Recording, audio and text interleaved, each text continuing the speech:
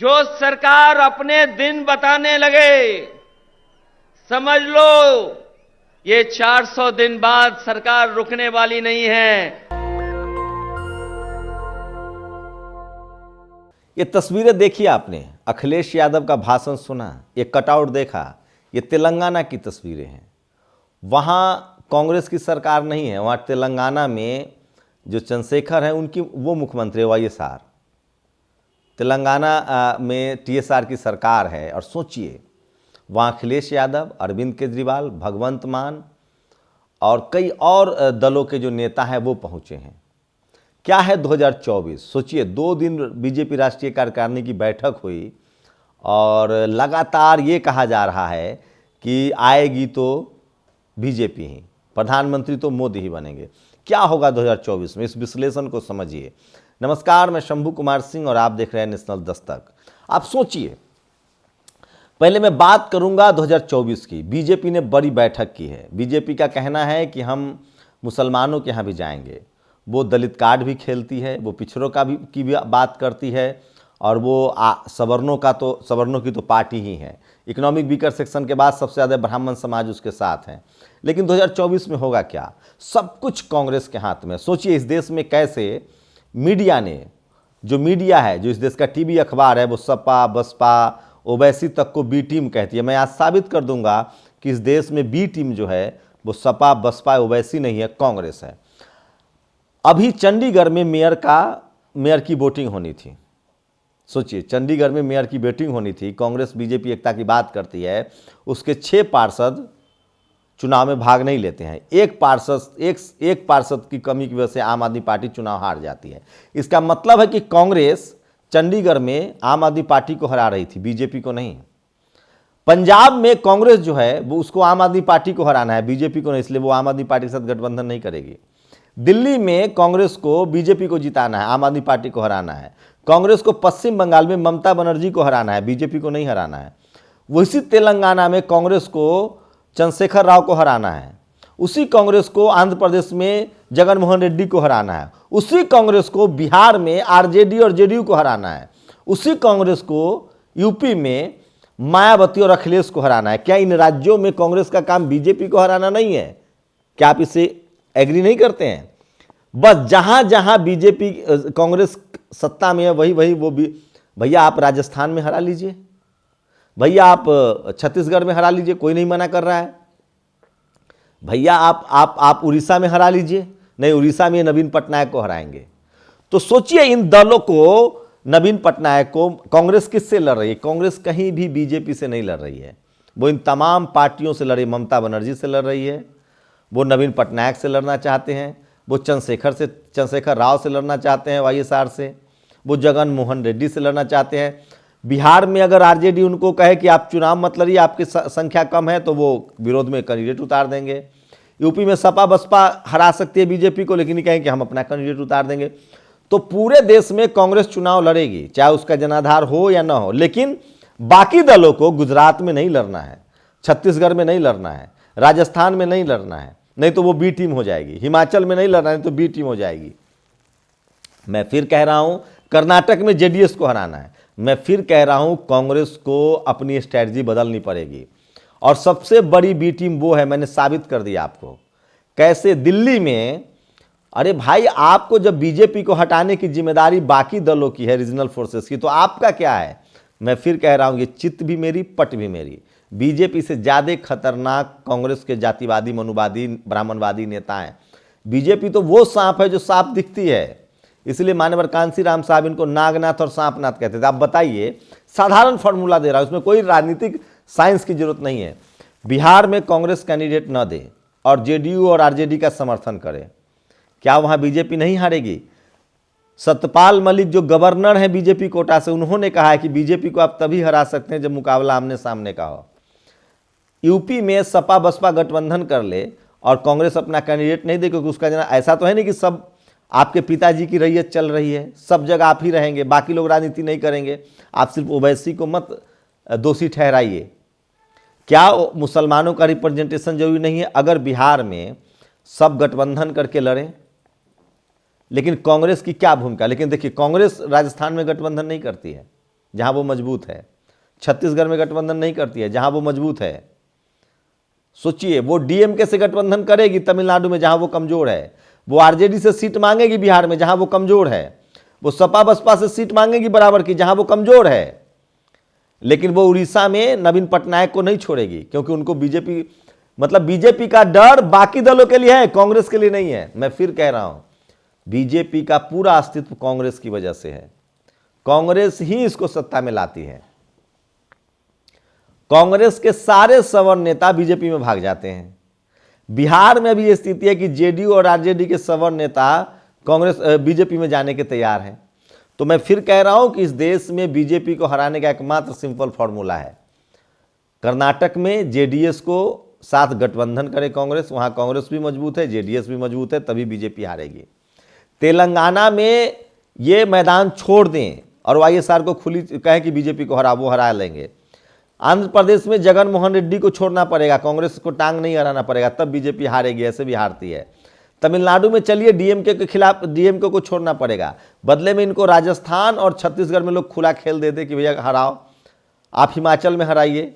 बिहार में इनको RJD JDU को सीट देनी चाहिए, यूपी में सपा बसपा को देना चाहिए, पश्चिम बंगाल में इनको ममता को सीट देनी चाहिए, उसमें टांग नहीं हराना चाहिए। उड़ीसा में नवीन पटनायक को खुली छूट देनी चाहिए, टांग नहीं हराना चाहिए। यही बात नीतीश कुमार कह रहे हैं कि जो पार्टी जहां मजबूत है वहीं चुनाव लड़ेगी, बाकी जगह टांग फैलाएगी तो ये उसकी। इसलिए मैं कह रहा हूं कि अगर कांग्रेस ममता के खिलाफ लड़ती है अलग से, अगर कांग्रेस नवीन पटनायक के खिलाफ लड़ती है, जगन मोहन रेड्डी के खिलाफ लड़ती है, चंद्रशेखर राव के खिलाफ लड़ती है, आरजेडी जेडीयू के खिलाफ लड़ती है, सपा बसपा के खिलाफ लड़ती है, तो ये बी टीम है। तो मैं फिर कह रहा हूं, इनका चिट भी मेरी, पट भी मेरी। सारे सवर्ण नेता बीजेपी में सबसे ज्यादा हैं, उसके बाद कांग्रेस में है। ये लोग पता है इनको कि राइट भी मेरा है, लेफ्ट भी मेरा है। अब नैतिक जिम्मेदारी है तमाम उन दलों की, चाहे सपा हो, बसपा हो, आरजेडी हो, जेडीयू हो, जेएमएम हो। सोचिए जेएमएम में इनको हिस्सेदारी चाहिए। तो कांग्रेस का चरित्र यह है कि इन्होंने 60 साल 65 साल 55 साल राज किया है, लेकिन ये दूसरे को हिस्सेदारी नहीं दे। सोचिए आप, मैं दूसरा पक्ष बता रहा हूं, राजस्थान में अगर ये बीएसपी को गठबंधन में ले, कोई हरा देगा कांग्रेस को और बीएसपी गठबंधन को। उड़ीसा में अगर ये गुजरात में गठबंधन में ले, छत्तीसगढ़ में गठबंधन, तो नहीं। जहां जहां इनकी पार्टी सरकार में वहां ही गठबंधन नहीं करेंगे। सोचिए बीजेपी जैसी पार्टी बिहार हो, यूपी है, तमाम छोटे छोटे दलों से गठबंधन करती है, लेकिन पता नहीं कांग्रेस को किस बात का गुमान है, जिसके पास न कोई जाति का न धर्म का आधार है। कौन जात के लोग कांग्रेस के समर्थक हैं? अपर कास्ट वोट दे नहीं रहा है, एससी एसटी ओबीसी माइनॉरिटी के लोग उसको थोड़ा बहुत वोट देते हैं। आप सोचिए कि कांग्रेस के पास है क्या? बीजेपी के पास तो अपर कास्टों का जनाधार है, प्लस धर्म के नाम पर एससी एसटी ओबीसी के लोग भी वोट देते हैं। इनका तो कुछ समझ में नहीं आता। इसलिए मैं कह रहा हूं कि 2024 में अगर बीजेपी आती है तो उसकी पूरी की पूरी जिम्मेदारी कांग्रेस की होगी। और कांग्रेस के सवर्ण नेता चाहते ही नहीं है कि बीजेपी बाहर हो, वो चाहते हैं कि कांग्रेस अपोजिशन में रहे और बीजेपी सत्ता में रहे। और सवर्ण समाज के लोग आरक्षण के खिलाफ थे, आरक्षण खत्म हो रहा है, वो निजीकरण के पक्ष में थे, निजीकरण हो रहा है, मुसलमान टाइट रहे, मुसलमान टाइट है। इस देश के तमाम सवर्ण नेता और खासकर जो सवर्णों में जो मनुवादी, जातिवादी, ब्राह्मणवादी हैं, चाहे वो किसी जाति किसी धर्म में हो, वो चाहते हैं कि बीजेपी बनी रहे। और बीजेपी को बनाए रखने में कांग्रेस की भूमिका सबसे ज्यादा है। आपको जो मैंने लॉजिक दिया उसका मुझे गलत काट करके बताइए ना। कांग्रेस हर जगह चुनाव लड़ेगी, चाहे उसको 2 सीट ना आए, लेकिन जिन जिन राज्यों में कांग्रेस की सत्ता है वहां दूसरा दल चुनाव ना लड़े। इसलिए मैं कह रहा हूं कि आप लोग बताइए कि अब बीजेपी का बी टीम कौन है, ओवैसी, मायावती या कांग्रेस? सबसे ज्यादा कांग्रेसी जो है वो तुरंत भाग जाते हैं कहां? बीजेपी में। सोचिए, मैं तो ये भी कह रहा हूं कि कांग्रेस में भी जो एससी एसटी ओबीसी माइनॉरिटी के नेता है वो ज्यादा ईमानदार हैं। चन्नी साहब तो नहीं चले गए बीजेपी में, खड़गे नहीं जाएंगे। मैं इसलिए कह रहा हूं कि कांग्रेस के पास कोई अपना जनाधार नहीं है, अब सवर्ण उसके साथ नहीं है, सवर्ण नेता जरूर हैं। एससी एसटी ओबीसी माइनॉरिटी का जनाधार है, लेकिन नेता उस कैटेगरी का वहां नहीं है, उनको वो उन पर भरोसा नहीं करते हैं।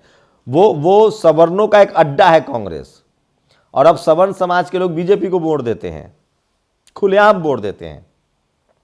लेकिन बीजेपी की सरकार में सबसे ज्यादा पिस कौन रहा है? एससी एसटी ओबीसी माइनॉरिटी के लोग पिस रहे हैं, किसान जातियां पिस रही है। इसलिए अगर बीजेपी को सत्ता से रोकना है तो कांग्रेस को उन्हीं राज्यों में चुनाव लड़ना चाहिए जहां जहां उनका, छत्तीसगढ़ लड़िए गठबंधन में, और उन राज्यों में मैं फिर कह रहा हूं सबसे कमजोर का मोदी कहां बढ़िया करेंगे लोकसभा में, छत्तीसगढ़ में, राजस्थान में, मध्य प्रदेश में। और सबसे खराब सीटें कहां आएंगी, उड़ीसा में, पश्चिम बंगाल में, बिहार में, यूपी में सपा बसपा का गठबंधन होना चाहिए, जिसकी संभावना है कि अंत तक होगी। लेकिन मैं फिर कह रहा हूं, जो मैंने आपको आकलन दिया, कांग्रेस बहुत ही लालची पार्टी है। कांग्रेस के जो नेता हैं वो चाहते हैं, जो कांग्रेस के सवर्ण नेता हैं वो चाहते हैं कि कांग्रेस गलती करे और बीजेपी आए। इसलिए बीजेपी को हराने के पक्ष में नहीं है कांग्रेस। कांग्रेस चाहती है कि हम तो डूबेंगे सनम, तुम्हें भी ले डूबेंगे। कांग्रेस चाहती है कि अगर हम नहीं आए तो बीजेपी आए, कोई दूसरा आदमी ना आए। यह कांग्रेस की पॉलिसी है। आप लोग प्रतिक्रिया दीजिए कि क्या मैं सही विश्लेषण कर रहा हूं या गलत विश्लेषण कर रहा हूं। बीजेपी की बी टीम कांग्रेस है। अगर कांग्रेस आज तय कर ले जिन राज्यों में उसके पास कुछ भी नहीं है उन राज्यों में वो कोई चुनाव लड़ती है, और जिन राज्यों में उसके पास हार रही है उन राज्यों में गठबंधन करे। नहीं, ये सपा से, बसपा से, आरजेडी से, जेडीयू से, जिन राज्यों में इनका जनाधार है वहां इनको सीट चाहिए, लेकिन जिन राज्यों में कांग्रेस का जनाधार है वहां नहीं चाहिए। और जिन जिन राज्यों में जो लोग सीएम है, गैर बीजेपी सीएम है, कांग्रेस उसके खिलाफ भी लड़ रही है। ममता के खिलाफ लड़ रही है, नवीन पटनायक के खिलाफ लड़ रही है, चंद्रशेखर राव के खिलाफ लड़ रही है, जगनमोहन रेड्डी के खिलाफ लड़ रही है। सोचिएगा जरूर आप कि बीजेपी की बी टीम कांग्रेस है, और इसके तमाम सवर्ण नेताओं से मैं मिलता रहता हूं ना, मैं उनका मोटिव जानता हूं। वो चाहते हैं कि लगातार बीजेपी सत्ता में रहे और वापसी हो तो कांग्रेस की हो, मतलब लेफ्ट भी हमारा, राइट भी हमारा, माल हम खाएं, विपक्ष में भी हम रहें, बाकी लोग ढोल बजाएं। अब एससी एसटी ओबीसी माइनॉरिटी के लोगों की अपनी नैतिक जिम्मेदारी है, किसानों की जिम्मेदारी है कि वो सोच समझकर अपना वोट डाले, और जो उनके हक अधिकार के लिए है उन्हीं पार्टियों को वोट डाले, रीजनल फोर्सेस को वोट डाले, रीजनल पार्टियों को वोट डाले, ताकि सोशल जस्टिस रिजर्वेशन बचा रहे। चाहे जेडीयू हो, सपा हो, बसपा हो, आरजेडी हो, जेएमएम हो, डीएमके हो। कांग्रेस और बीजेपी की जो इकोनॉमिक पॉलिसी है वो सेम है, बिल्कुल कोई अंतर नहीं है। सवर्णों की लीडरशिप वाली बीजेपी भी सवर्णों की लीडरशिप है, ममता बनर्जी भी है, नवीन पटनायक भी है, लेकिन बीजेपी को हराने के लिए कांग्रेस को सब जगह से अपनी अपने टांग खींचने चाहिए।